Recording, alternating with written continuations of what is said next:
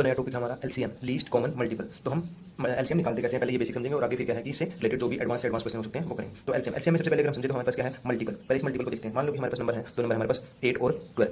तो अगर हमें 8 और 12 की मल्टीपल लिखनी है तो मतलब हमें उसकी टेबल लिखनी है। तो जैसे कि 8 हो गया हमारा 16, 24, उसके बाद हमारा 32, 40, 48, उसके बाद हो जाएगा हमारा 50, 56, 64, 72, 80, 88 और ऐसे हम मल्टीपल लिख सकते हैं। उसके बाद अगर 12 की मल्टीपल लिखें तो 12 की टेबल 12 1 12, 12 2 24, 36, 48, उसके बाद आ जाएगा हमारा 60, 72, 84 और उसके बाद आ जाएगा हमारा 96, 108, 120 आगे 100। ठीक है, अगर हम 8 और 12 है तो हमने मल्टीपल लिए। उसके बाद अगर इन दोनों टर्म को कंबाइन देखें कि कॉमन मल्टीपल, अगर हमें कॉमन मल्टीपल लिखने हैं 8 के और 12 के, ठीक है, तो कॉमन मल्टीपल क्या होंगे। अब इनमें से देखें तो हमारा कॉमन क्या आ जाता है। देखो ये 24 इसमें भी है, इसमें भी है। उसके बाद हमारा 48 यहाँ पे भी है और यहाँ पे भी है। उसके बाद हमारा 72 यहाँ पे भी है और यहाँ पे भी। ठीक है, तो मतलब कि 24, उसके बाद 48 और 72। ठीक है, और उसके बाद और भी आएंगे। Infinite number of common multiple हो सकते हैं, जैसे कि इनफाइनाइट नंबर ऑफ मल्टीपल हम लिख सकते हैं। ठीक है, तो यहाँ पे हमारे पास ये कॉमन मल्टीपल आ गए। अब अगर इसको कंबाइन पढ़े इन तीनों टर्म को, लीस्ट कॉमन मल्टीपल, देखो ये मल्टीपल हो गए, ये कॉमन मल्टीपल हो गए हमारे, और उसमें से लीस्ट मतलब कि सबसे छोटे से छोटा। ठीक है, तो LCM least common multiple of 8 and 12 हमारा क्या हो जाएगा, यहाँ से सबसे छोटा क्या हमारे पास 24, तो एलसीएम क्या हो जाएगा 24 हो जाएगा।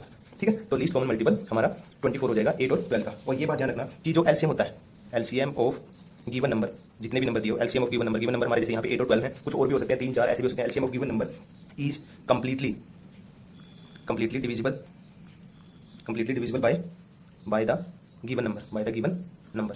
ठीक है, यहाँ भी है कि जो एलसीएम निकलता है, जिन 2 नंबर या 3 नंबर या 4 नंबर का एलसीएम निकाला है, ये एलसीएम इनसे कंप्लीटली डिविजिबल है। जैसे 24 हमारा एलसीएम आ रहा है तो ये 24 8 से भी कंप्लीटली डिविजिबल है, 8 3 24, और ये 12 जो नंबर था उससे भी कंप्लीटली डिविजिबल है। इवन ये भी याद रखना कि ये जो एलसीएम आता है इन नंबर से नहीं, इनके जो फैक्टर है, जैसे 8 के फैक्टर क्या है 4 और 2 हो जाएंगे। ठीक है, 4 और 2 फैक्टर है, तो ये 24 जो है 4 से भी डिविजिबल होगा कंप्लीटली और 2 से भी डिविजिबल होगा। जैसे हमारा 12 है, 12 के फैक्टर हमारे 1 इंटू 12 करें तो 12 से डिविजिबल है, ये 2 इंटू 6 करें तो 2 और 6 से भी डिविजिबल है, 3 इंटू 8 करें तो 8 से भी डिविजिबल है और 3 से भी डिविजिबल है, 4 इंटू ये तो सॉरी यहाँ पे क्या आ गया 3 इंटू 4 आएगा, क्योंकि 12 फैक्टर लिख रहे हैं 24 के, तो ये 4 से भी हमारा डिविजिबल होगा। ठीक है, तो ये बात ध्यान रखना, ये स्पेशली ध्यान रखना कि ये फैक्टर से भी डिविजिबल होता है।